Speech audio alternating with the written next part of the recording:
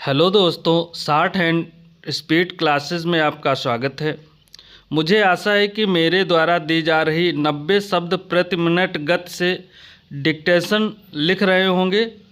जो आशुलिपिक का पद किसी भी विभाग का हो, चाहे Allahabad high court, Bihar high court, Rajasthan high court, Uttarakhand high court आदि, UP triple SC, UK triple SC, Bihar SSC आदि सभी विभागों के लिए आप डिक्टेशन लिख सकते हैं।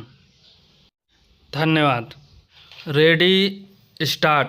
प्राचीन काल में यूरोप और भारत के बीच व्यापारिक संबंध यूनानियों के साथ आरंभ हुए। मध्यकाल में यूरोप का भारत से व्यापार कई मार्गों से होता था। एक मार्ग फारस की खाड़ी तक समुद्र के रास्ते जाता था। वहाँ से फिर इराक और तुर्की होकर ज़मीन के रास्ते एवं आगे समुद्र के जरिए वेनिस और जेनेवा तक जाता था। एक दूसरा मार्ग लाल सागर होकर मिस्र के सिकंदरिया तक थल मार्ग और वहाँ से समुद्र के जरिए वेनिस और जेनेवा पहुँचता था। एक तीसरा मार्ग कम प्रचलित थल मार्ग भारत के उत्तर पश्चिमी सीमा प्रांत के दर्रों से होकर मध्य एशिया, रूस तथा बाल्टिक सागर को पार करता हुआ जाता था। इस तरह भारत को यूरोप से मिलाने वाले दो मुख्य समुद्री मार्ग थे। प्रथम फारस की खाड़ी से होकर एवं द्वितीय लाल सागर से होकर।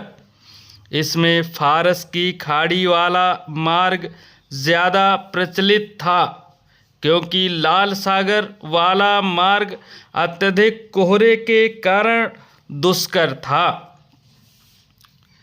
एशिया का अधिकांश व्यापार अरब वासियों के हाथ में था, जबकि भूमध्य सागरी और यूरोपीय व्यापार इतालवी व्यापारियों के एकाधिकार में था। यह व्यापार पूर्वी देशों के गरम मसालों के कारण बहुत महत्वपूर्ण था, क्योंकि गरम मसालों की यूरोप में बहुत मांग थी। ये मसाले यूरोप में बहुत महंगे बिकते थे, क्योंकि जाड़ों में नमक और काली मिर्च डले गोश्त पर ही वे जिंदा रहते थे। 1453 ईस्वी में कुस्तुनतुनिया पर तुर्कों ने अधिकार कर लिया। इस कारण पूर्वी और पश्चिमी देशों के मध्य संपर्क स्थापित करने वाला मार्ग भी तुर्कों के अधीन आ गया और उन्होंने यूरोप के व्यापारियों को अपने साम्राज्य से होकर पूर्वी देशों से व्यापार करने की सुविधा देने से इनकार कर दिया। पहले वेनिस और जेनेवा के व्यापारियों ने यूरोप और एशिया के बीच व्यापार पर एकाधिकार कर लिया था।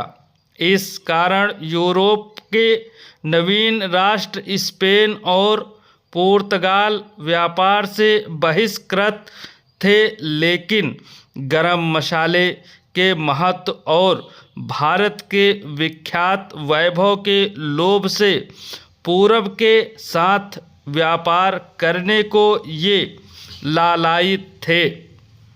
इसीलिए पश्चिमी यूरोप के नवीन राज्यों ने भारत और इंडोनेशिया के मसाला द्वीपों तक पहुंचने के लिए नए और अपेक्षाकृत कम जोखिम भरे मार्ग ढूंढने आरंभ कर दिए।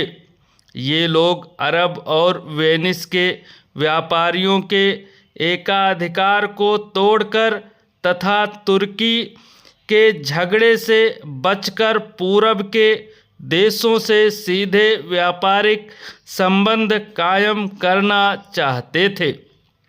वे ऐसा करने के लिए पूरी तरह समर्थ थे, क्योंकि 15वीं सदी के दौरान जहाज़रानी निर्माण और नौ परिवहन विज्ञान में महान प्रगति हुई।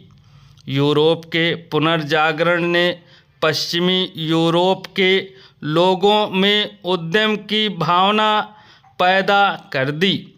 इस समय कुतुबुन्नुमा दिशा सूचक का आविष्कार भी हो चुका था। नए भौगोलिक आविष्कार और व्यापारिक मार्गों की खोज में पुर्तगाल अग्रणी था। पुर्तगाल के राजकुमार प्रिंस हेनरी द नेविगेटर के सतत प्रयासों से भौगोलिक खोजों का कार्य आसान हुआ।